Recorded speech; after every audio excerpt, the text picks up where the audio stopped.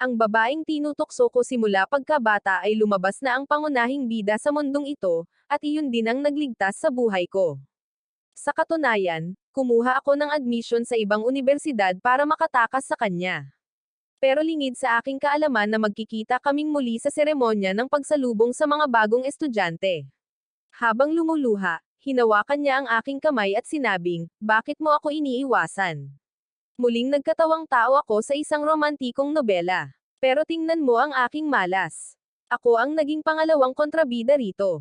Ang orihinal na may-ari ng katawang ito ay ang pinakamamahal na apo ng pamilya. Isang araw, ang kanyang lolo.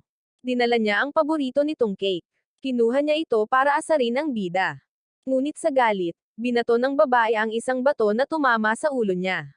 Kalaunan, nahulog ang cake at tuluyang nasira. Doon nagsimula ang away. Palihim na nanumpa ang orihinal na may-ari ng paghihiganti. Pagkatapos noon, tuwing nakikita niya ang bida, sinubukan niyang gawing impyerno ang buhay nito. Pagkatapos ay umalis ang bida sa nayon at pagkalipas ng mga taon, nagkita silang muli sa unibersidad. Kalaunan, nakita ng orihinal na may-ari ang bida na nagniningning sa kanyang pagsusumikap at umibig dito. Sinubukan niyang sirain ang relasyon sa pagitan ng pangunahing bida at ng bida. Hindi lang iyon, naglagay siya ng bitag laban sa bida at isinisisi ang buong sisi sa lalaking bida. Ngunit kalaunan, pareho silang nakahanap ng ebidensya, at siya ay nabilanggo, at sa huli, siya ay napatay sa bilangguan. Hinawakan ko ang aking noo. May malaking pamamaga doon mula sa batong tumama sa kanya. Nang tumangala ako, nakatayo si Nangong Lino sa malayo, nakatitig sa akin. May galit sa kanyang mga mata, na parang isang maliit na halimaw na malapit ng sumalakay. Malinaw na makikita sa kanyang mga titig ang pag-iingat at puot. Ngunit ngayon ay mayroon na akong kaluluwa ng isang 22 taong gulang na lalaki. Sa totoo lang, hindi ko kayang mangabala ng isang maliit na bata. Pinulot ko ang cake mula sa lupa, inalis ang krema mula sa maalikabok na bahagi, at inilagay ito sa pader na may taas na 1 metro. Hoy! Tawag ko. Itinuro ko ang cake gamit ang aking daliri at pumasok sa loob ng bahay nang walang sinasabi. Pagkatapos ay nagtago ako sa likod ng bintana para panoorin ang kanyang reaksyon. Umasa akong maaalala niya ang maliit na pabor na ito at hindi na ako guluhin sa hinaharap. Malinaw na hindi ito inaasahan ni Nangong Lino. Sandaling natigilan ang kanyang mapanganib na mga mata. Pagkatapos, tulad ng isang maliit na mabangis na hayop, tumakbo siya. Kinuha niya ang cake at tumakbo palayo. Sa loob ng ilang segundo, nawala ang kanyang anino sa dulo ng landas. Tapos na. Pagkatapos noon, laging nagtatagal si Nangong Lino sa labas ng bahay ko. Sa bawat pagkakataon, mabilis akong maglalagay ng pagkain sa isang malaking mangkok at iiwan ito sa dingding. Hindi ko siya kinakausap. Ilalagay ko lang ang mga gamit ko, tatalikod, at papasok sa loob. Sabi ni Lola, "Bakit ka tumigil sa paghabol sa babaeng iyon?" Napakamot ako sa batok ko at nagdahilan. "Hoy, dapat kang maging mabait sa iba. At Lola, ikaw mismo ang nagsasabi na ang kanyang ama ay lasenggo, na wala itong pakialam sa kanya, at iniwan siya ng kanyang ina." Kawawang bata, buong pagmamahal na hinaplos ni Lola ang aking ulo. Paulit-ulit niyang sinasabi, isa akong matanda at matalinong bata. Tapos na ako. Pero alam ko na ang totoo. Gusto ko lang makuha ang pabor niya para kapag sumikat siya sa hinaharap, tuluyan niya akong makalimutan. Pero hindi nakatulong ang kabutihan ko. Nawala ang unang mangkok na iniwan ko sa dingding.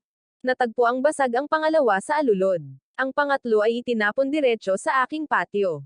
Galit na galit ako sa mga piraso. Naglagay ako ng isa pang mangkok sa dingding at naglagay ng ilang candy na may berdeng balot na prutas doon.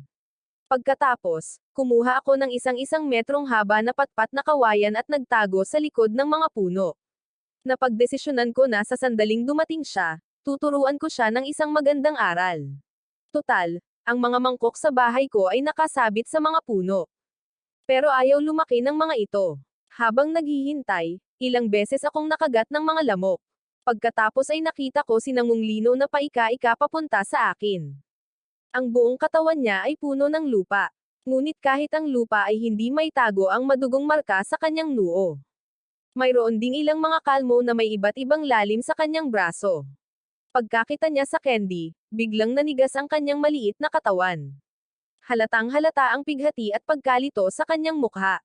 Matagal siyang nakatayo roon. Pagkatapos ay dahan-dahan niyang iniunat ang kanyang kamay. Hinawakan niya ang candy na parang isang napakahalagang kayamanan. Bigla akong nakaramdam ng kakaibang kirot sa aking dibdib. Sa sandaling iyon, niyakap ko siya. Nawalan ako ng ganang gumanti. Lumabas ako mula sa likod ng puno. Nanginginig siya mula ulo hanggang paa sa takot. Nanlaki ang kanyang mga ginintoang mata, parang takot na tuta. Huwag mong itapon ulit ang mangkok ko. Ibalik mo ito sa dati nitong kinalalagyan kapag tapos ka ng kumain. Naiintindihan mo. Nilagpasan ko siya habang hila-hila ang patpat na kawayan. Pagkatapos, kinuha ko ang natitirang candy sa aking bulsa at inalok ito sa kanya. Matagal niyang tinitigan ang candy sa aking palad. Pagkatapos, bahagyang yumuko siya, tumalikod, at tumakbo palayo. Ang kanyang mga hubad na paa ay lumalambot sa daanang bato, ngunit tila wala siyang naramdamang sakit. Mabilis na sumunod ang kanyang nanginginig na anino. Nawala siya. Bumalik si Lolo habang kumakain at sinabing binugbog na naman ng tatay niya si Nanggang Lino noong hapon. Nabalitaan kung hindi niya pinainit ang tubig kagabi. Binugbog na naman siya ng husto ng tatay niya. Tumigil ang paghawak ko ng chopsticks. Nabulunan ng pagkain nang maalala ko ang mga sugat niya. Para mailigtas ang mga mangkok sa bahay, sinimulan ko siyang bigyan ng pagkain sa isang maliit na lalagyang aluminyo. Tuwing wala siya sa paningin, sinisilap ko ang gilid ng lalagyan gamit ang mga chopstick ko. Maya-maya, sumisilip siya mula sa malayo at titingin sa akin. Mga kasama, nagsimula na ang IPL 2026. Pinapanood ko ang lahat ng laban sa app na ito. Nandito ako, kung saan ka maaaring kumita mula sa kaalaman sa palakasan kasama ang mga live na update. Ngayong IPL, may mga nakakabaliw na giveaway para sa mga premium cash at mga gadget ng Apple. Perpektong pagkakataon para sa isang pag-upgrade ng telepono, at ang mga bagong manlalaro ay maaaring makakuha ng hanggang 7,000 rupees na mga bonus sa kanilang unang 4 na deposito. Gamitin lamang ang promo code na ARROW100. Ang link ay nasa mga komento sa ibaba. Tingnan mo. Ang kanyang bilugan at itim na mga mata ay kumikinang ng maliwanag sa kanyang maruming mukha. Nagtataglay sila ng pag-iingat at kawalan ng tiwala, ngunit mayroon ding kaunting pag-asa. Palagi akong naglalagay ng karagdagang candy ng gatas sa kanyang lalagyan. Ang aking mga magulang ay nagmamay-ari ng isang maliit na negosyo sa lungsod. Nakatira ako sa nayon kasama ang aking mga lolo't lola. Pagkatapos kong makatapos ng elementarya, pupunta ako sa lungsod para mag-aral sa middle school, at si Nanggang, na 3 taon ang mas bata sa akin, ay nahikayat din ng guro na mag-enroll sa unang baitang sa paaralan ng nayon para sa semestre. Ang mga pista opisyal ng mga makabayan ay tumagal ng 7 araw, at pinakain ko siya sa lahat ng 7 araw. Sa una, itatapon niya ang aking lalagyan. Pagkatapos ay sinimulan niyang itapon muli ang lalagyan at mga chopstick sa looban. At ngayon ay umabot na sa punto na babalik siya na dala ang lalagyan at mga chopstick na napakalinis na para kumikinang. Pagkatapos ay, dati niya itong itinago sa parehong lugar sa dingding ng bahay ko. Ngunit ang magandang ugali niyang ito ay hindi nagtagal. Kakababa lang sa akin ng tiyahin sa breakfast stall ng agawin ito ni Nanggang Lino at tumakbo na parang multo. Nawala sa loob ng ilang segundo. Wala akong ibang magawa kundi magbayad muli at bumili ng isa pang tinapay. Pagbalik ko sa silid-aralan, ang mga lalaki sa aking klase ay nag-iingay. Agad na sumabog ang aking naipon na galit. Malakas kong inihampas ang libro sa mesa ng guro. Kasabay ng isang kalabog, agad na natahimik ang buong klase. Napuno ng galit. Taglay ang seryosong mukha, pinagalitan ko ang mga batang lalaki na nagsasaya noong recess. Ako ang responsable sa pagsasagawa ng mga ehersisyo pagkatapos ng ikalawang yugto. Pagtingin ko mula sa entablado, nakita ko si Nanggang Lino na nakatayo sa kaliwang bahagi ng seksyon ng unang taon. Pinagagalitan siya ng isang guro. Nakatayo siyang tuwid, parang tabla. Nakatitig ang kanyang mga mata sa lupa, at hinihimas niya ang kanyang kaliwang paa sa kanyang kanang paa, na parang wala siyang pakialam sa kahit ano. Nagbigay ang paaralan ng libreng masustansyang tanghalian sa mga estudyante. Hindi naman kakaiba ang lasa, pero kahit papaano ay nakakabusog ito. Pero si Nanggang Lino ay laging kumakain ng 3 malalaking mangkok. Binubusog niya ang bibig niya na parang katapusan na ng mundo bukas. Pinupuno niya ang bibig niya hanggang sa labi sa bawat subo. Nang araw na iyon, nilock ko ang silid-aralan at pababa na sana ako ng hagdan nang makita ko ang ilang mga senior boy na mabilis na tumatakbo. Ang ilan sa kanila ay may dalang nanggang lino. Nakatayo ako roon at huminga ng malalim. Pagkatapos ay lumingon ako at kumatok sa pinto ng opisina ng guro sa ika-6 na baitang para magreklamo. Nang dalhin kami ng guro para hanapin siya, dinala na nila si Nanggang Lino sa kalye. Inihagis siya ng baybayin sa isang maputik na hukay. Nababalot siya ng putik mula ulo hanggang paa. Ang tanging nakikita ko ay ang kanyang mga mata. Sa sobrang lamig ay kaya nilang magyelo ang dugo. Ang mga matang iyon ay may taglay na galit at matinding galit. Mag-isa siyang nakaupo sa isang sulok ng putik. Maliit at lubos na nag-iisa. Sa orihinal na nobela, kapag nakita ng tunay na kontrabida ang eksenang ito, kukutsain lang siya nito, babuhusan ng tubig, at ibabato ng putik. Ngunit iba ako. Lumapit ako sa kanya at iniabot ang aking kamay sa kanya at sinabing, "Tara na." Nanatili siyang nakaupo sa putik, nakatitig sa akin ng may malamig na mga mata, nang hindi gumagalaw. Nag-isip ako ng ilang sandali. Pagkatapos, kinuha ko ang candy sa bulsa ko at inalok ito sa kanya. Pagkatapos ay dahan-daang gumalaw ang kanyang mga mata. Lumitaw ang refleksyon ng candy sa kanyang itim na mga mata, kasama ang bahagyang panghihina. Pinadaan ko ang candy palapit. Pagkatapos ng ilang pagsubok, sa wakas ay tumayo siya mula sa putik, na paika-ika. Dahan-dahan siyang naglakad papunta sa akin at iniunat ang kanyang palad na puno ng putik para kunin ang candy. Ngunit hinayla ko pabalik ang candy. Hinawakan ko ang kanyang kamay at sinimulang hugasan ito sa isang kalapit na hukay na puno ng tubig. Napakanipis at maliit ng kanyang kamay. Nararamdaman ko ng malinaw ang kanyang mga buto na kahit ang aking palad ay nagsimulang sumakit. Habang nililinas ang putik mula sa kanyang kamay, nagsimulang sumakit ang aking dibdib. Nakaramdam ako ng kakaibang bigat. Mahinang sabi ko, "Kailangan muna nating linisin ang dumi. Kung hindi, madudumihan ang candy." Sa wakas, kumunat ang noo ng guro at hiniling sa akin na ihatid si Nanggang Lino sa kanyang tahanan. Sabi ko, "Guro, ang kanyang ama ay alkoholiko sa nayon. Binubugbog niya ang mga tao kapag lasing. Mas mabuting kausapin muna ang mga magulang ng ibang mga bata." Sa wakas, dinala ng ina ng isang batang lalaki si Nanggang Lino sa kanyang tahanan. Pinaliguan niya ito at binihisan ng mga lumang damit. Doon ko unang nakita ang kanyang tunay na mukha. Ang kanyang mukha ay balingkinitan at maganda. Malaki ang mga mata at napakaputi ng balat. Napakapayat niya lang. Kung hindi man, siya ay talagang hindi mapagpanggap. Hindi naman siya pangit. Total, siya ang bida sa nobela, sinusundan ako dala ang kanyang lumang bag pang eskwela. Huminto ako at tumingin sa kanya. Ayokong agawin niya ang baon ko kaninang umaga. "Kapag ginawa mo ulit iyon, papatayin talaga kita." Tinignan niya ako ng may puot at tumakbo palayo. Sumigaw ako pabalik, "Candy," at agad siyang tumakbo pabalik, inagaw ang candy, at tumakbo palayo. Sa mga sumunod na araw, hindi lumapit si Nanggang Lino sa bahay ko. Ang pagkaing iniwan ko sa dingding ay naroon lang, puno ng langaw. Walang hahawak dito. Nagsimula akong mag-isip kung baka ang aking. Galit siya sa akin dahil sa banta ng kamatayan. Isang araw, nakilala ko si Nanggang Lino habang papunta ako sa nayon. Isang maliit na kuting ang nasagasaan ng motorsiklo. Nagsusuka ito ng dugo at namimilipit sa sakit. Malinaw na hindi ito mabubuhay. Sinugod ito ni Nanggang Lino. Hinawakan niya ang leeg nito gamit ang isang kamay at ang ulo nito gamit ang isa pa, pagkatapos ay binali ang leeg nito sa isang mabilis na suntok, na siyang nagtapos sa pagdurusa nito. Isang panginginig ang damaloy sa buong katawan ko. Humakbang ako paatras nang hindi nag-iisip. Lumingon siya at tumingin sa akin. Walang init sa kanyang mga mata. Tanging malamig na kawalang bahala lamang.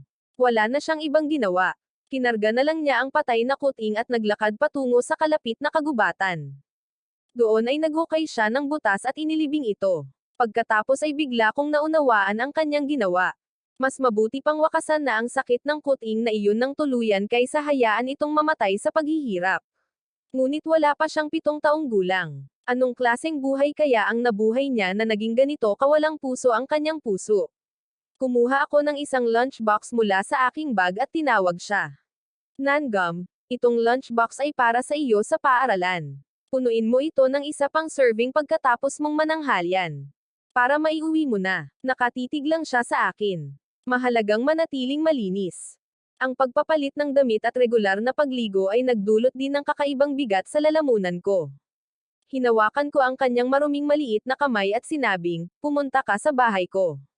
Pag-uwi ko, ipinaliwanag ko ang lahat sa aking mga lolo't lola. Pagkatapos, sinimulan kong hanapin ang aking mga lumang gamit para makahanap ng malinis na damit noong bata pa ako.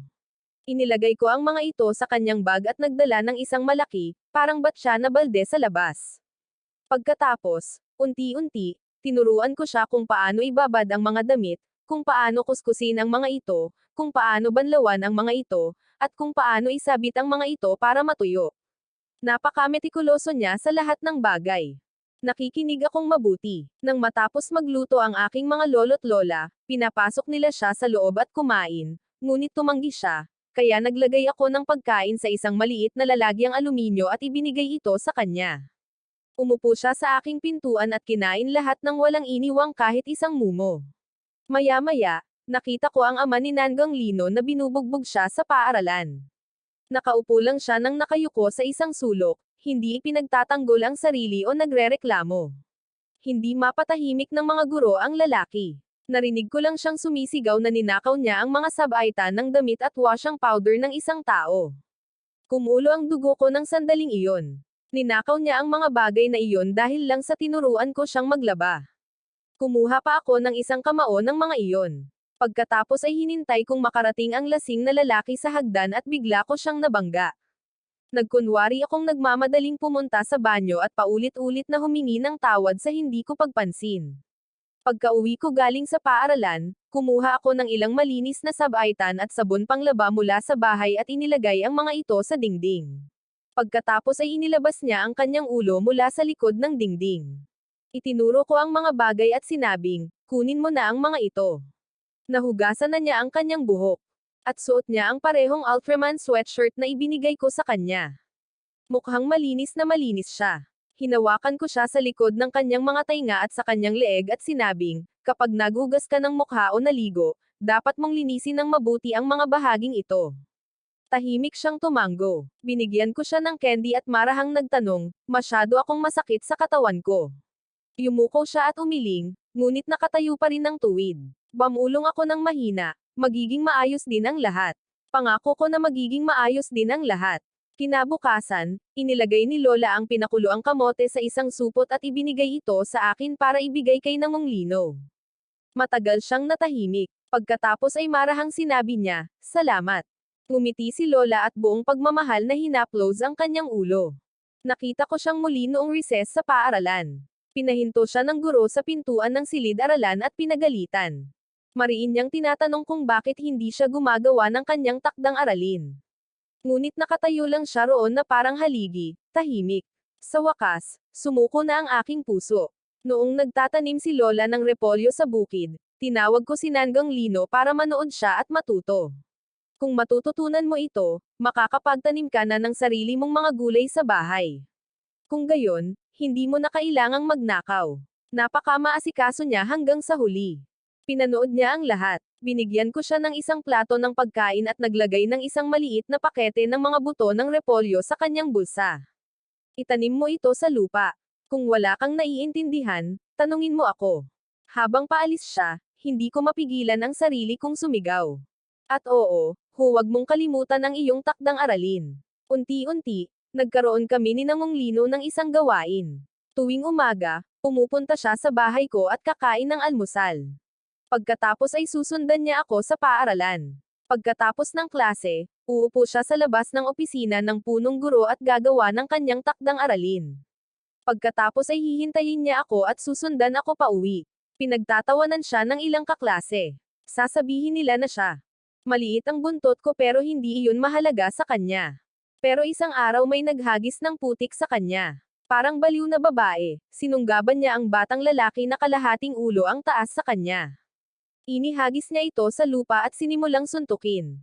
Hinaila ko siya palayo at sinimulang pag-alitan. Pero mahina lang ang boses niya, hindi dapat madumihan ang damit mo. Natigilan ako sandali. Pagkatapos, Habang nililinas ang putik sa damit niya, sinabi ko na kung madumihan ang damit, labhan na lang. Pero kung masasaktan ka, sasakit ito para wala nang makaabala pa sa iyo. Sinabi ko sa kanya na pagkatapos ng klase, ang mga guro. Hintayin mo ako sa opisina para sabay na tayong makauwi. Noong panahon ng anihan ng Taglagas, tinutulungan ko ang aking mga lolo't lola na maghukay ng kamote sa bukid. Tumangala ako at nakita ko si Nangong Lino na tahimik na nakatayo sa malayo, pinapanood kami. Tumakbo ako pauwi at nagdala ng isang maliit na supot. Ibinigay ko ito sa kanya at sinabing, magbilang hanggang 1. Pagkatapos ay halika at tulungan mo kami. Naunawaan ng aking mga lolo't lola ang aking balak. Nakangiting tinawag nila siya. Nakatayo siya roon, lubos na nalilito. Marahil sa unang pagkakataon, may isang taong nagpakita ng kabutihan sa kanya nang hindi naaawa sa kanya. Hindi siya gumalaw ng matagal, hanggang sa tinawag ko siyang muli. Pagkatapos ay yumuko siya at nagsimulang mamulot ng kamote kasama namin, masigasig na nagtatrabaho. Maya-maya, lumaki ang mga repolyo na itinanam niya. Ang buong maliit na lote ay puno ng matangkad na berdeng mga dahon. Ginagaya ang iba, binakuran niya ang kanyang maliit na taniman ng gulay gamit ang mga patpat upang hindi ito masira ng mga manok at pato. Pumunta ako sa kanyang maliit na bukid at pinuri ko siya ng buong puso. Ang ganda ng pagtubo ng repolyo mo. Hiniling sa akin ni Lola na dalhan siya ng ilang labanos at repolyo. Kinuha niya ang mga halaman. Pagkatapos ng ilang sandali ng pag-aatubili, tumalikod siya at tumakbo pa uwi. Pagbalik niya, may dala siyang malinis na papel sa kanyang kamay. May isang mangkok na puno ng tubig. Sa mahinang boses, sinabi niya, ako ang naghugas ng mangkok at ng pitchel. Ngumiti ako at ginulo ang kanyang buhok para ipaalam sa kanya na maayos ang lahat. Pagkatapos ay kinuha ko ang mangkok at uminom ng tubig. Kakalagay ko lang ng mangkok sa mesa nang lumabas ang kanyang lasing na ama sa pinto. Agad na lumingon si Nangong Lino at tumayo sa harap ko, iniunat ang kanyang maliit na katawan para protektahan ako. Kumabog ang aking puso, takot na takot siya sa lalaking iyon. Gayunpaman, ang una niyang naisip ay protektahan ako. Marahang tinapik ko ang kanyang balikat. Magalang na binati ang kanyang ama. Pagkatapos, ibinauling ko ang aking atensyon kay Nangong Lino. Sinabihan ko siyang itago ito at umalis. Isang araw, ipinatawag ako ng guro ni Nangong Lino sa kanyang opisina. Ang dahilan ay dahil nakipag-away siya sa isang tao. Pinagalitan ako ng husto ng guro at hiniling na kontrolin ko siya. Sumagot lang ako, Ginang, hindi po ako ang kanyang tagapag-alaga. Kaya, hindi ko responsibilidad na makinig sa iyong mga lektura. Kaibigan niya lang po ako mula sa parehong nayon. Paglabas ko ng opisina, nakatayo si Nangong Lino sa pintuan na parang isang tuta na mayaman. Medyo galit at nasaktan. Hinampas ko siya ng mahina sa ulo at pinagalitan, na sinasabing, lumampas ka na sa hangganan. Umalis ka na at mag-isa ka na lang. Humingi ng tawad sa iyong kaklase. O huwag mo na akong kausapin muli. Tumingin siya sa akin at tumakbo papasok sa opisina na parang bola ng kanyen. Lumuhad siya sa harap ng isa pang bata at sumigaw ng, pasensya na. Natigilan ang lahat sa opisina, at agad na napuno ng luha ang aking mga mata. Tunay na naniniwala ang batang babaeng ito na ang paghingi ng tawad ay nangangailangan ng pagluhod. Habang pauwi, patuloy kong ipinaliwanag sa kanya na ang tunay na paghingi ng tawad ay dapat magmula sa puso, at hindi lamang basta lumuhad sa harap ng isang tao. Habang patuloy akong nagsasalita, tumangala siya sa akin. Ang kanyang mga mata ay kumikinang at parang kalahating buwan. Nakayuko siya. Napuno ng saya ang buong mukha niya. Pagkatapos ng semestre, habang nag-aaral kami, aksidente kong nakita ang pagsusulit sa wika ni Nangong Lino. Sumakit ang mga mata ko dahil sa pulang numero 18 na nakasulat dito. Ang bidang babae sa nobela ay isang henyo. Hindi ako makapaniwala. Paano makakakuha ng 18 ang isang tao sa isang asignaturang pangwika sa unang baitang? Hiniling ko sa kanya na ipakita sa akin ang kanyang papel sa matematika. Nag-aatubili siyang dalhin ito. Mayroon itong 83 puntos. Nakahinga ako ng maluwag. Mabuti na lang at mahina siya sa isang asignatura lamang. 2 linggo na lang ang natitira bago ang huling pagsusulit. Kaya sinabihan ko siyang mag-aral kasama ko sa katapusan ng linggo. Umuwi siya para masagot niya ulit ang papel at maipaliwanag ko ang hindi niya maintindihan. Akala ko mahirap, Pero kaya naman. Pero sa totoo lang, parang tinatakpan niya ang araw gamit ang kamay. Hindi niya maintindihan ito, o iyon. Ipinaliwanag ko ang isang simpleng tanong sa pagsasaulo ng milyon-milyong beses. Pero nagkakamali pa rin siya. Sobrang nadismaya ako kaya hindi ko siya pinapunta para mag-aral ng 2 araw. Parang kailangan ko ng gamot para mapakalma ang sarili. Nang lumabas ang mga huling resulta, napakaganda ng mga marka ko.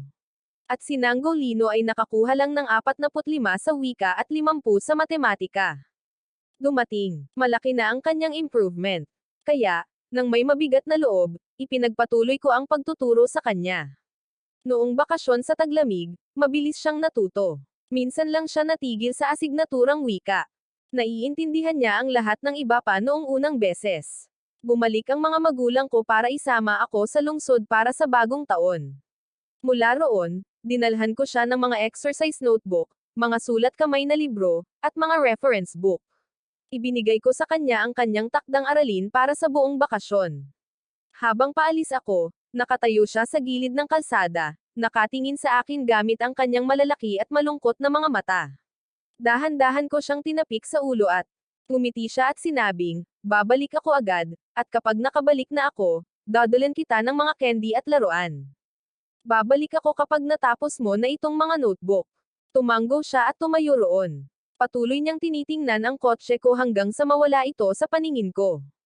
Hindi siya gumalaw kahit isang hakbang. Bago mag-New Year, bumalik ako sa nayon kasama ang mga magulang ko at nagdala ng mga paputok, isang spinning top, at mga bagong sapatos para kay Nango. Ibinigay ko sa kanya ang kahon. Nakatayo siya roon habang hawak ito ng matagal. Nang iangat niya ang kanyang ulo, namumula ang kanyang mga mata at mukhang maiiyak na siya. Namumula rin ang kanyang maliit na ilong. Ako. Ginulo ko ang buhok niya at sinabing, manigong bagong taon. Kinagat ni Nangolino ang kanyang labi at sinabing, salamat, manigong bagong taon. Lubos nitong naantig ang aking puso. Napuno ako ng lamang at lungkot. Noong araw ng bagong taon, isinama ko siya kasama ang aking pinsan at ang iba pang mga bata sa nayon, dala ang isang parol, mula sa bahay-bahay upang mamahaji ng mga regalo para sa bagong taon. Pagbalik namin, puno ng candy at pera ang aming mga bulsa. Ibinigay ko sa kanya ang lahat ng aking bahagi at sinabihan siyang umuwi at I-enjoy ang bagong taon. Pagbalik, tumingin sa akin ang aking 4 na taong gulang na pinsan ng may nanlalaking mga mata at sinabing, Hoy kuya, ate. Sabi niya, kung hindi kita tatawagan yan, ano ang itatawag ko sa iyo? Natigilan ako sandali, pagkatapos ay nakaramdam ako ng tawa at galit ng sabay. Ang maliit na demonyong ito, bulong ko sa sarili ko, naghahanap siya ng away kahit bagong taon. Mabilis na lumipas ang panahon. Hindi kailanman nang ahas si Nangolino na magsuot ng bagong sapatos. Ngunit malaki na ang ipinagbago niya. Mabilis na tumaas ang kanyang mga marka. Sa kanyang mga huling pagsusulit, nakakuha siya ng buong marka sa lahat ng asignatura at naging tagapagbantay ng klase pagkarating niya sa 2 baitang. Luma na ang kanyang mga damit, ngunit palaging malinis. Noong siya ay nasa 3 baitang, nakilala ako ng kanyang guro isang araw. Sinabi niya sa akin na si Nangolino ay sumulat ng isang sanaysay na pinamagatang, kaibigan, at ito ay tungkol sa akin. Sinabi ng guro na maraming guro ang umiyak pagkatapos itong basahin. Ngunit hindi ito ginamit ni Nangolino bilang halimbawa sa klase dahil natatakot siyang baka may ibang kumuha sa akin mula sa kanya sa pamamagitan ng pagpapanggap bilang kanyang kapatid. Palagi kong iniisip na magiging maayos ang lahat kapag dumating ang kanyang tunay na ina upang kunin siya.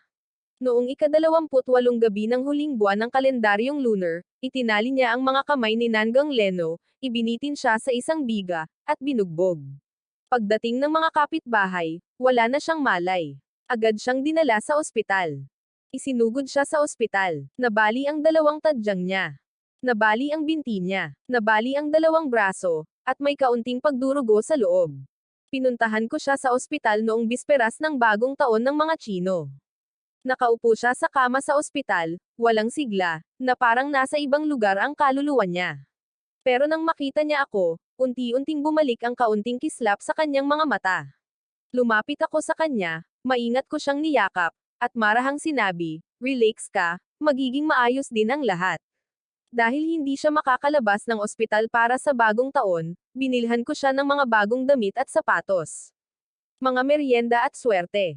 Dinala ko ang pera at inilagay sa tabi ng kanyang kama. Tiningnan niya ako ng walang ekspresyon at sinabing, "Salamat." Di nagtagal, dumating ang tunay na ina ni Nanggang Lino sa ospital at dinala siya palayo. Nakatayo ako sa labas ng ospital, pinapanood ang kanilang sasakyan na palayo. Napuno ng ginhawa at kawalan ang aking puso. Nanggang Lino, sana ay natagpuan mo na ang kaligayahan sa susunod nating pagkikita. 10 taon ang lumipas sa isang kisap mata. Pumasok ako sa Kunan University at naging isang third-year student. Sa araw ng seremonya ng pagsalubong, napakainit ng araw. Ang aking kasama sa bahay, si Lino, at ako. Nakatayo ako roon at minamura ang init. Pagkatapos ay isang pamilyar na boses ang nagmula sa entablado. Ngayon ay aakyat ka sa entablado para tanggapin ang iyong pambansang scholarship. Nanggang Lino, kumusta sa lahat? Ako si Nanggang Lino, kinatawan ng unang taon. Natigilan ako. Tumangala ako sa entablado sa gulat. Ang batang babae, na nakasuot ng puting damit, ay kumikinang sa sikat ng araw. Ito ang parehong Nanggang Lino na iniwan ko 10 taon na ang nakalilipas. Ngunit ayon sa balangkas ng orihinal na nobela, dapat ay nasa Wangbei University siya kasama ang pangunahing bida, at 3 taon siyang mas bata sa akin. Kaya, dapat ay nasa high school siya. Nakita ko siya sa campus. Hindi mabilang na beses ko nang nakita ang kanyang mga litrato at video, nakikinig sa mga forum at mga kasama sa bahay. Siya na ang naging pinakasikat na diyosa sa buong unibersidad. Ngunit tila hindi na niya ako nakilala. Isang araw, nagkita kami sa cafeteria. Lumapit siya sa akin ngunit dumaan ng hindi lumilingon. Hindi siya huminto kahit isang sandali. Bigla akong nakaramdam ng ginhawa. Okay, sa ganitong paraan, maaari kaming manatiling estranghero at hindi magambala ang buhay ng isa't isa. Ito ang pinakamahusay na paraan upang maiwasan ang malungkot na pagtatapos ng orihinal na nobela. Ako ang host sa Welcome Night. Paakyat siya sa hagdan habang pababa ako mula sa entablado. Para magtanghal, pareho kaming nakatitig sa unahan. Ni minsan ay hindi kami nagkatinginan. Ang kanyang pagtugtog sa piano at ang kanyang boses ay ikinagulat ng lahat. Sa isang gabi, sumikat siya sa campus. Akala ko ay palagi kaming magiging parang magkahilera, magkalapit ngunit hindi kailanman magkikita. Ngunit hindi nagtagal, ang aming pinuno ng dorm ay nagayos ng isang meetup kasama ang boys dorm. Pagdating namin sa buffet restaurant, ang unang nakita ko ay si Nanggang Lino, na nakaupo na. Ngumiti ang aking kasama sa kwarto at sinabing kailangan ng maraming pagsisikap para maimbitahan ang diyosa ng paaralan. Sandaling natigilan ang aking puso. Pumasok ako. Ilang babae ang tumangala. Mabilis din na tumingin si Nanggang Lino. Sandali niya akong tinitigan, pagkatapos ay bumaba ng walang ipinapakitang emosyon. Nakahinga ako ng maluwag. Mukhang hindi niya talaga ako nakilala. Perpekto. Ngayon, kahit papaano ay makakakain na ako ng mapayapa. Nagpakilala ang kasama ko sa kwarto at sinabing Chingy ang pangalan ko.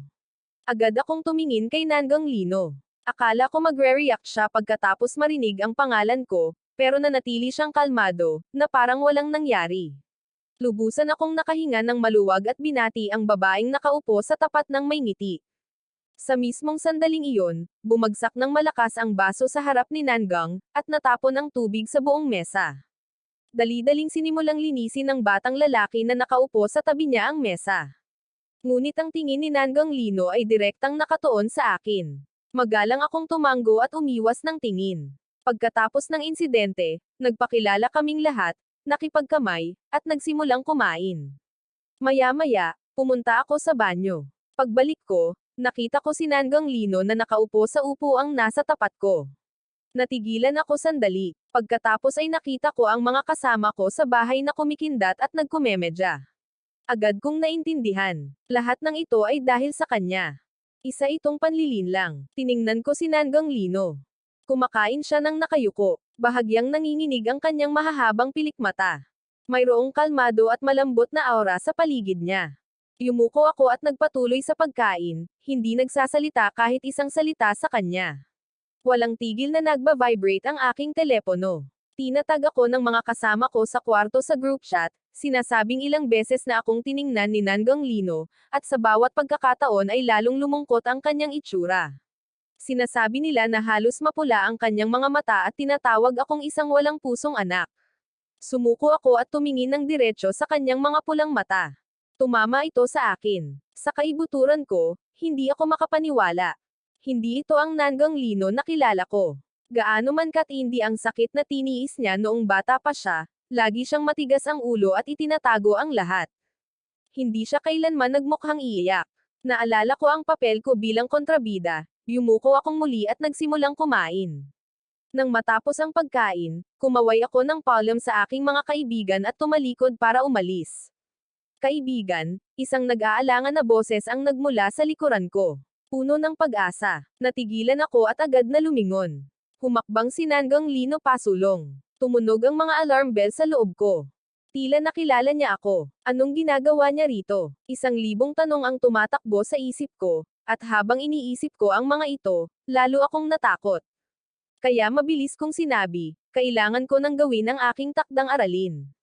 Paalam. Tumalikod ako at tumakbo palayo, natatakot na kung maghihintay pa ako kahit 1 segundo, baka hindi ko na siya matakasin. Pagkabalik ko, pinalibutan ako ng mga kasama ko sa kwarto at pinagtatawanan. Tinanong nila kung wala ba talaga akong nararamdaman para sa Diyosa ng paaralang iyon. Sinaman ko sila ng tingin at sinabing, mukha ba akong desperado gaya mo? Pagkasabi ko nito, may dumating na notification sa telepono ko. Friend request, ako pala. Nanggang Lino. Iniisip ko lang kung ano ang gagawin ng hawakan ni 100 ang kamay ko at pinindot ni Hang Chenyo ang accept.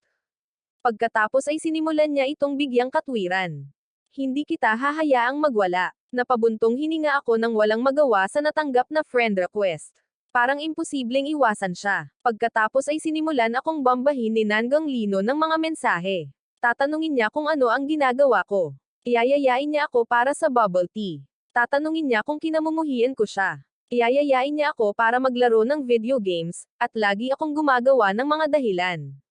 Matutulog na ako. Huwag mo akong istorbohin. Nagda-diet ako. Oo, huwag mo akong istorbohin. Nasa klase ako, huwag mo akong istorbohin. Pero hindi nagtagal ay tinawag akong walang puso, bastos ng mga kasama ko sa group chat. Sabi nila, iiyak daw ang bagong dating sa kwarto niya. At pinadalhan pa nila ako ng litrato. Sa litrato, hawak ni Nanggang Lino ang telepono niya nang nakayuko. Pula ang mga mata niya at puno ng luha, na parang kakaranas lang niya ng pinakamalaking kawalan ng katarungan sa mundo. Nagpalitan ang mga kasama ko sa kwarto sa pagtawag sa akin ng mga tawag na puno ng kawalang pakiramdam at kawalang pusong loob. Nababaliw na talaga ako, pero kahit na nagngingit-ngit ang mga ngipin ko, tinanggihan ko ang imbitasyon niyang maglakad-lakad. Kakasagot lang, nanunood ako ng serye. Huwag mo akong istorbohin. Itong si Nanggang Lino, na napakahirap intindihin, ay kinu-question ang aking paghatol. Kung hindi ako makalapit sa kanya, maaari man lang akong lumayo. Pero tila imposibleng iwasan siya. Nag-host ng isa pang barbecue party ang mga kasama ko sa bahay. Pagdating ko, nakita ko roon si Nanggang Lino at ang kanyang mga kaibigan. Tahimik siyang nakaupo sa kanyang upuan. Pagkakita niya sa akin, agad siyang tumayo sa takot. Mahina niyang sinabi, kaibigan, pagkatapos ay kinagat ang kanyang labi at yumuko. Patuloy akong itinutulak ng aking kasama sa bahay na umupo sa tabi niya. Sa loob. Labis akong nabighani sa kanya. Siya ang bida sa nobela. Siya ang nagpadala sa orihinal na may-ari sa kulungan. Ngunit nang makita siyang walang magawa, natunaw ang aking puso. Sa wakas ay pumunta ako at umupo sa tabi niya. Sa sandaling iyon, ang kanyang mga mata ay kumikinang sa tuwa at napuno ng luha. Tiningnan niya ako ng may luhang mga mata. Parang may sumaksak sa aking puso.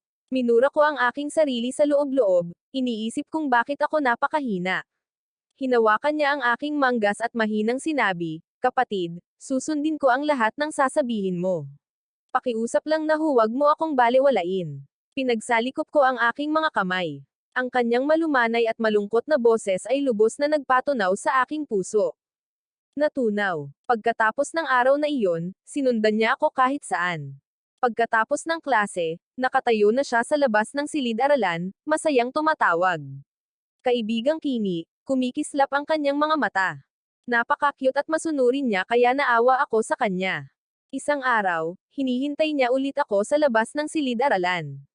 Hinawakan niya ang kamay ko at hinayla ako papunta sa bakanteng silid sa tabi. Habang nakayuko ang ulo at nakalaylay ang mga paa, bamulong siya, kaarawan ko ngayon. Magdiriwang ka ba kasama ko? Pagkatapos ay itinaas niya ang kanyang ulo. Nagninangning ang kanyang mga mata sa pag-asa. Nakaramdam ako ng kakaibang kirot sa aking dibdib. Kung papayag ako ngayon, magiging ako magpakailanman. Patuloy akong maniniwala rito. Isa itong sakit, at kailangan ko itong ayusin. Agad kong kinuha ang aking telepono at nag-transfer ng 280 sa kanya. Pagkatapos ay sinabi ko, bumili ka ng cake. May klase ang kaibigan mo. Maging mabuting babae ka. Dahil doon, pinigilan ko ang aking loob at bumalik sa silid-aralan. Ngunit sa huli, siniko ako ng bawat isa sa aking mga kasama sa bahay at tinawag akong hindi makatao. Itinuro nila ang labas ng silid-aralan. Pagkatapos ay nakita ko si Nanggang Lino. Nakatayo siya roon, namumula ang mga mata, halos umiiyak. Ang aking tatlong kasama sa bahay, nang walang imak, ay binuhat ang aking mga bagahe at itinulak ako sa kanya. Sumuko ako at naglakad ng matagal. Huminga siya ng malalim at sinabing, sige. Sabihin mo sa akin kung paano ipagdiwang ang iyong kaarawan. Agad na sumili ang isang ngiti sa kanyang mukha. Nawala ang lahat ng lungkot sa kanyang mga mata.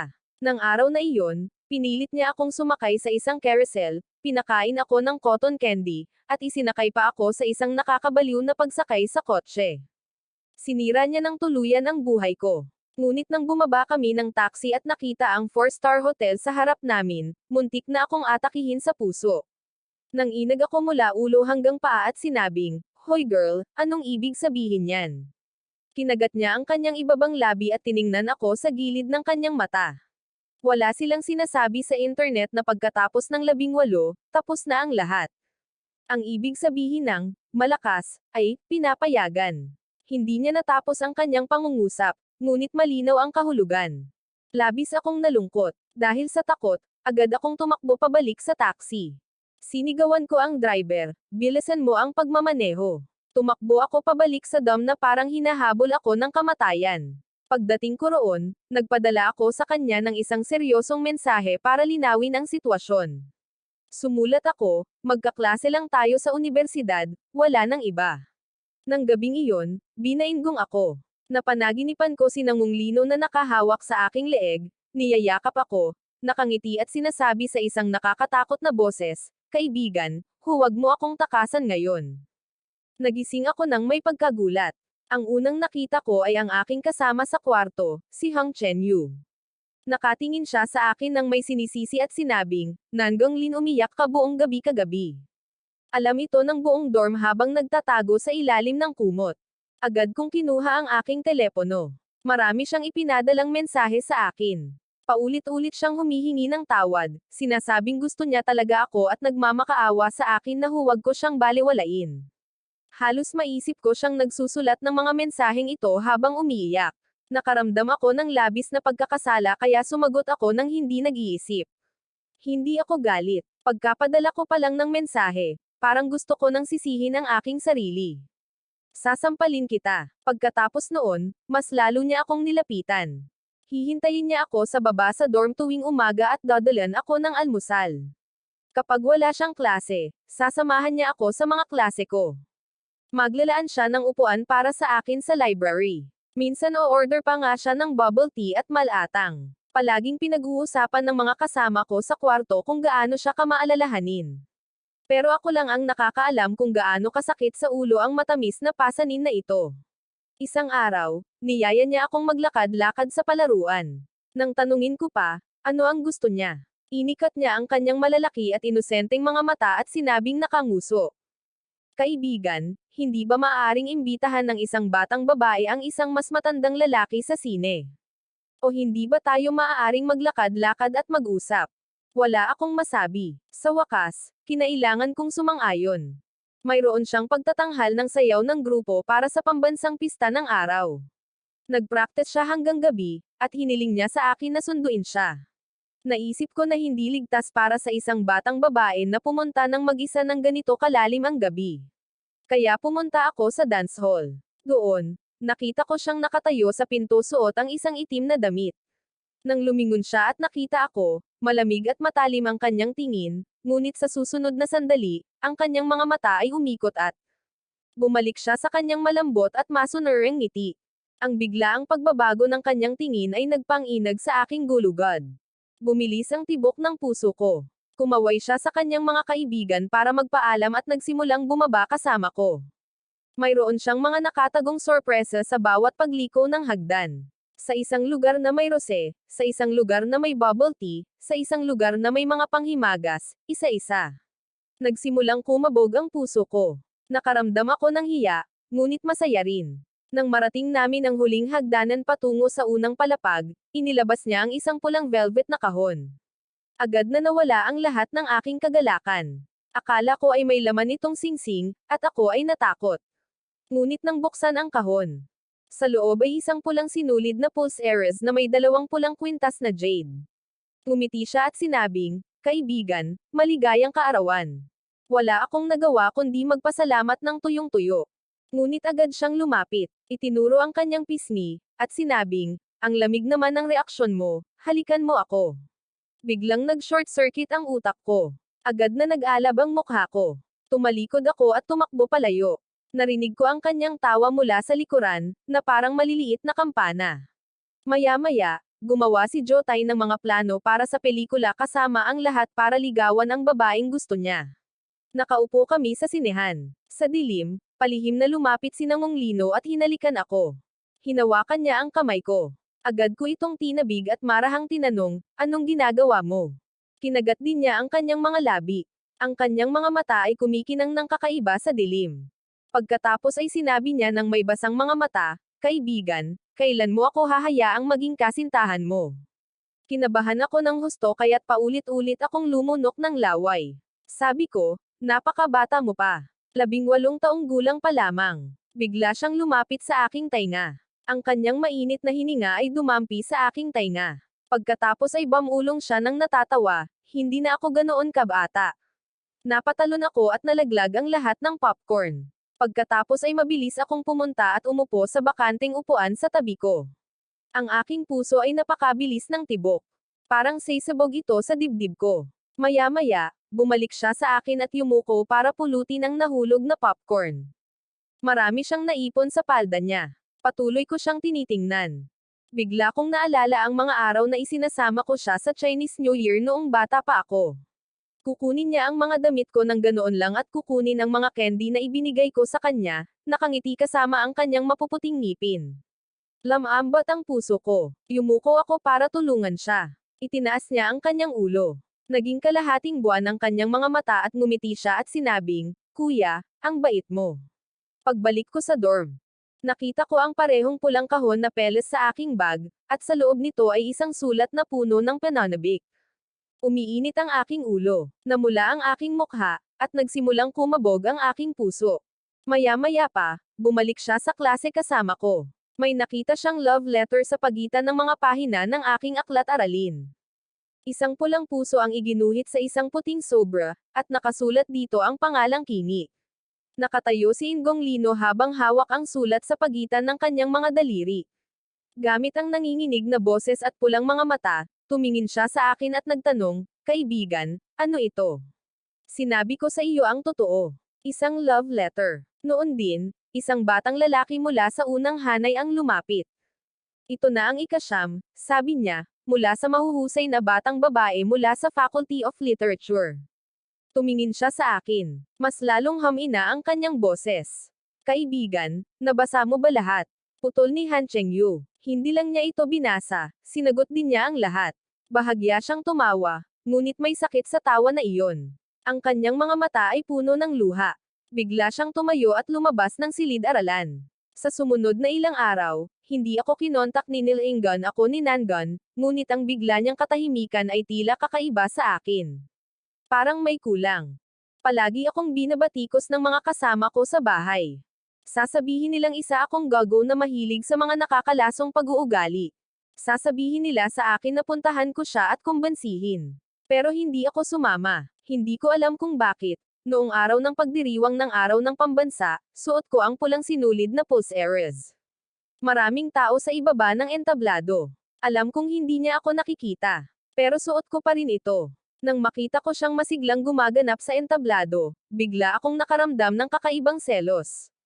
Pagkatapos ng pagtatanghal, tumakbo ako diretso sa backstage. Nang papasok na sana siya sa dressing room, binalutan ko siya ng Amerikana at itinulak papunta sa maliit na changing room. Sinabihan ko siyang magpalit muna. Pero bago pa ako makapagsalita, pinalayas na ako ng backstage manager. Nag-text ako sa kanya na kukuha ako ng milk tea para sa kanya at hintayin niya ako. Pero pagbalik ko dala ang inumin, nakita ko siyang nakatayo kasama ang isa pang lalaki. Nagtatawanan at nag-uusap sila. Nakilala ko agad siya. Ito ang lalaking bida sa nobela. Isang lalaking may mabuting asal at edukado. Mainit at maliwanag na parang araw ng tagsibol. Nalungkot ako, kung sinundan lang sana siya ng bida ngayon. Kaya ano ang inaasahan ko? Itinapon ko agad ang milk tea sa basurahan at tumalikod. Pagkabalik sa universidad, inalok ng tagapayo ang ilang estudyante ng pagkakataong lumahok sa isang taong exchange program sa Hingbei University.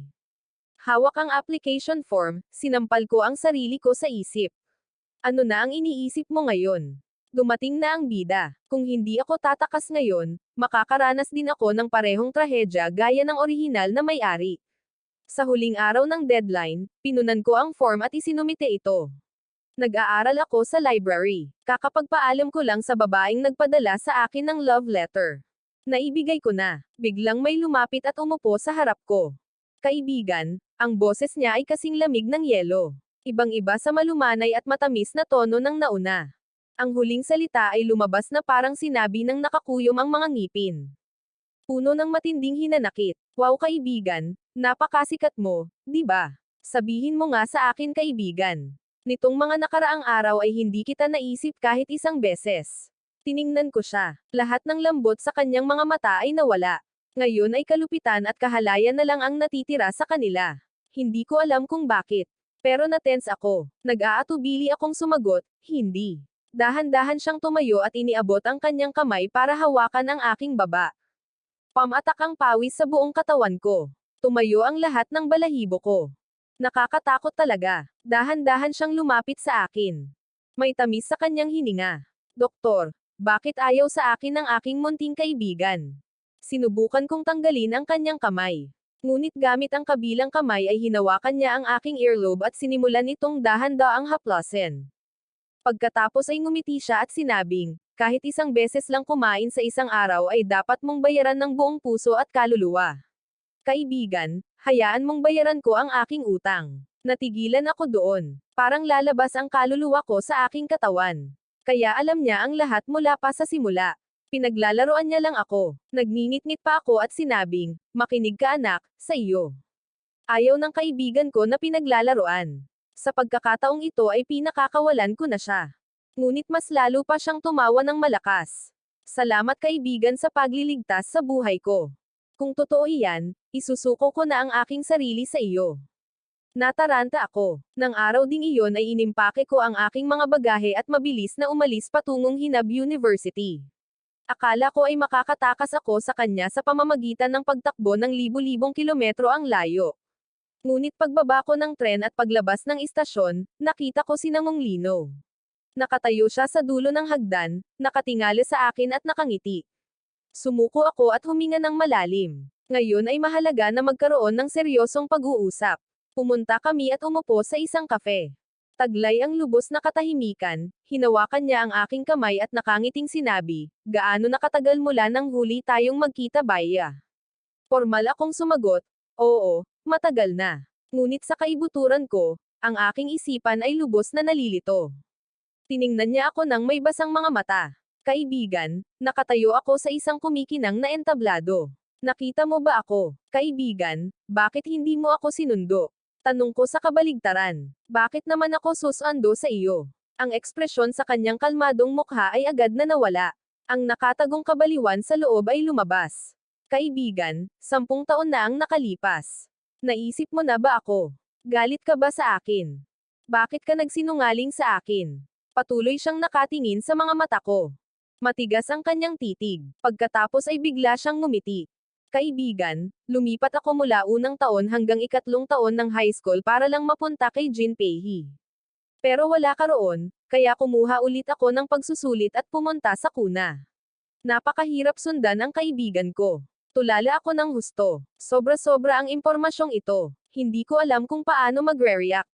Nagtanong lang ako, ano ang gusto mo? Ngumiti siya. Wala. Gusto ko lang bayaran ang utang ng kaibigan ko. Para makabawi ng pabor. Ang paglalaro mo sa akin na parang isang inosenteng tao ang paraan mo ng pagbabayad sa akin. Agad na dumilim ang mukha niya sa aking pasasalamat. Huwag mo na akong tawaging chota friend ulit. Hindi mo ako kaibigan. Hindi mo ako chota friend. Dahil doon, tumayo ako at iniwan siyang mag-isa sa kafe. Pero hindi siya umalis. Nanatili siyang nakayuko sa gate ng universidad ko hanggang sa lumabas ako. Ayaw niyang gumalaw. Unti-unting dumilim ang langit. Pagkatapos ay nagsimula ang malakas na pag-ulan ng nyebe, at mabilis na bumaba ang temperatura. May nagpost pa nga sa social media na may isang batang babae na nakaupo sa gate ng universidad sa matinding lamig, naghihintay sa isang tao buong hapon. Oo, itong malambot kong puso ang siyang magiging kapahamakan ko balang araw. Sa wakas, hindi ko na napigilan ang sarili ko at tumakbo palabas. Nango, sigaw ko. Muntik na siyang maging ice cube. Itinaas niya ang kanyang ulo. Namumula ang kanyang mukha dahil sa lamig. Nagkulay lila ang kanyang mga labi. Ngunit nakangiti pa rin siya ng may tagumpay.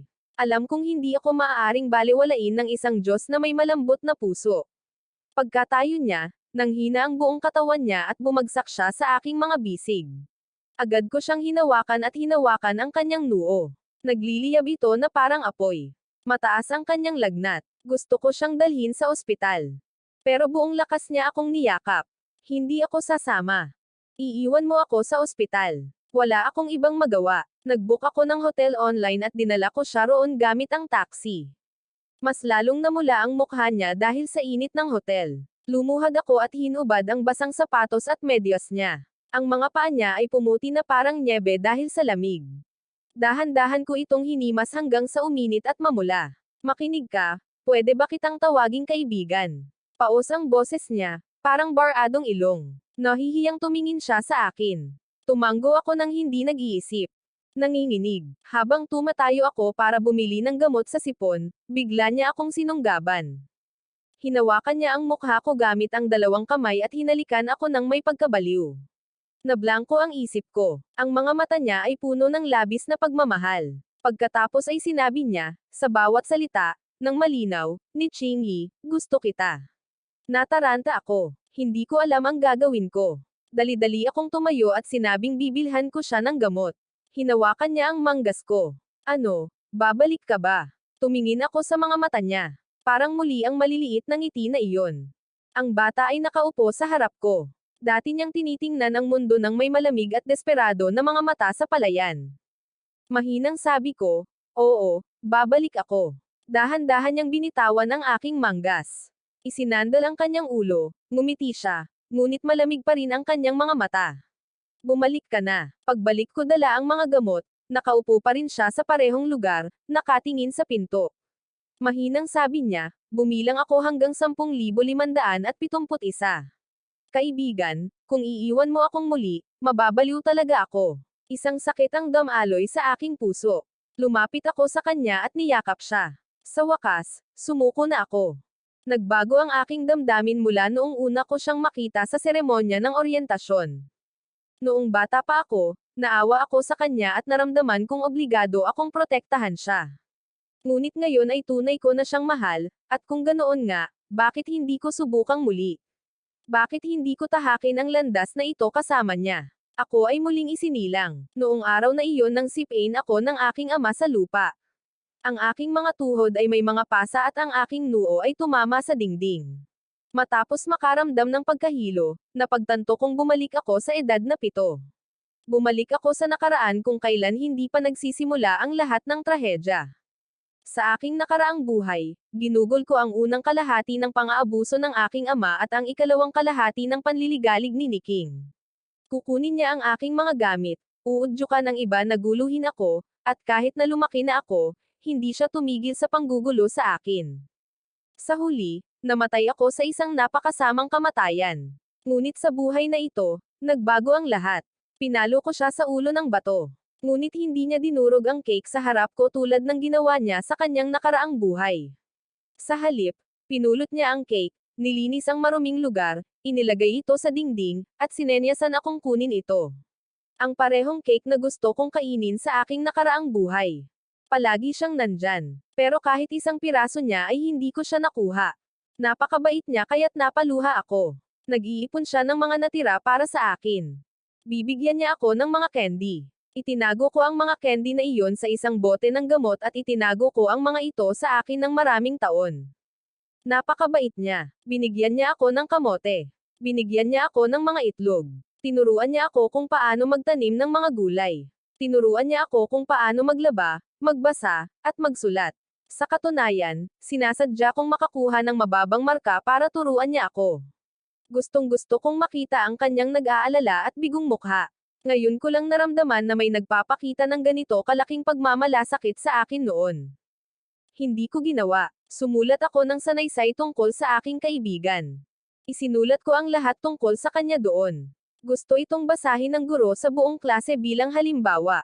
Ngunit tumakbo ako at nagmakaawa sa kanya na huwag. Natatakot ako na kung malaman ng iba kung gaano siya kagaling, may kukuha sa kanya palayo sa akin. Kaibigan ko siya at maaari ko lang siyang maging akin. Pagbalik niya mula sa bayan, dinalhan niya ako ng isang furry workspin ng top at mga bagong sapatos.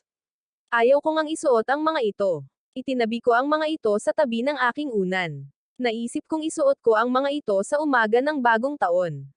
Ngunit pagkagising ko sa umaga, inihagis siya ng aking ama sa kalan at ginawa siyang abo. Baliw ang aking ama. Pinilit niya akong linlanggan si Manny Kings na umuwi para mailibing niya ito ng buhay. Dumampot ako ng ladrilyo at hinampas ang aking ama sa ulo. Gusto ko siyang patayin, para matapos na ito magpakailanman. Pero napakabata ko pa noon. Ibiniti niya ako at sinimulang bugbugin ako ng walang awang. At nang malapit na akong mahimatay, nakita ko si Manny Kings na tumatakbo papasok. Nakasuot siya ng pijama na Spider-Man. Kitang-kita ang takot at pagkabalisa sa kanyang mukha. Agad niyang hinubad ang kanyang pijama at tinakpan ako. Sa mismong sandaling iyon, alam kong siya ang aking kaligtasan. Ang tanging kinahuhumalingan ko sa buhay na ito. Bago ang bisperas ng bagong taon, binisita niya ako sa ospital. Dinalhan niya ako ng mga bagong damit, bagong sapatos, at pera para sa pagdiriwang. Tumawag ako sa bahay niya. Gusto ko sanang sunduin niya ako. Sabi niya pupunta siya sa katapusan ng linggo, pero hindi siya pumunta. Noong araw na sunduin ako ng nanay ko, hindi rin siya sumipot. Doon ko naintindihan. Para sa kanya, isa lamang akong bata na nangangailangan ng pangangalaga. Kaya nagpa siya akong lalaki. Sapat na ang laki para harapin siya. Lumiban ako sa mga klase at nagsimula ng mga advanced na pag-aaral. Nag-aral ako ng walang gana. Noong unang taon ko sa high school, nag-aral ako sa Hingbi University. Pero wala siya roon. Pagkatapos ay nalaman kong nag-aral pala siya sa Kunan. Kaya sinadya kong inulit ang isang taon para lang makapasok sa Kunan. Sa wakas, natagpuan ko ulit siya. Nagkunwari akong hindi ko siya nakilala at pinanood ko siyang umiwas sa akin. Nakakatawa siya, pero kasabay nito, nadudurog ang puso ko. Dahan-dahan akong lumapit sa kanya. Patuloy kong nakikita ang pag-aalala na nakatago sa kanyang mga mata. Bawat tao ay may kanya-kanyang kinahuhumalingan sa buhay. Tulad ng cake na hinahangad ko mula pagkabata. Ang pagkaing hindi mo naranasang kainin, ang mga bagong sapatos na hindi mo nagamit, at pagkatapos ang taong naging liwanag na nagbigay liwanag sa madilim mong pagkabata.